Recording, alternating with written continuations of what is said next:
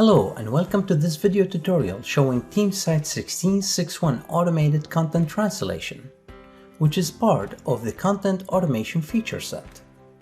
In this release, Teamsite delivers a new connector out of the box for Google Translate, a multilingual machine translation service. It provides side-by-side content item translation UI, and as a part of translation workflow, offers automatic translation before sending to reviewers. Within the administration UI, make sure that the automatic translation is set up and test successfully. Switch to Experience Studio. First, let's see side-by-side translation. Go to Assets, Content Items, and click on Localize. Select Content Items for translation and click Localize. Select the desired languages. Finally, click Done. Refresh the browser and notice the newly created folder for each language. Now let's edit a localized content item.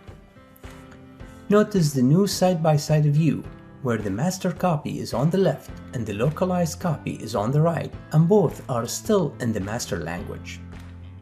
To translate, simply click on Automatic Translation. Using Google Translate service, Teamsite will translate the content item into the localized language within this user interface. The user can edit or correct any translated text if needed and click Finish.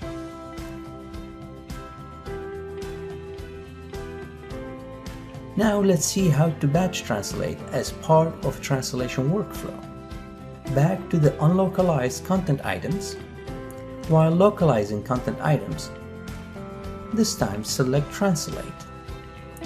The user will be presented with different options including Perform Automatic Translation. The user can also select the reviewer. Once the workflow is submitted, a new translated localized copy will be created under each language folder. Again, the user can edit the localized copy if needed.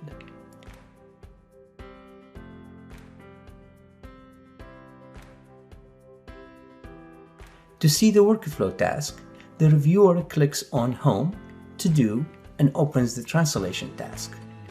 The reviewer can then examine all translated localized content items and approve accordingly.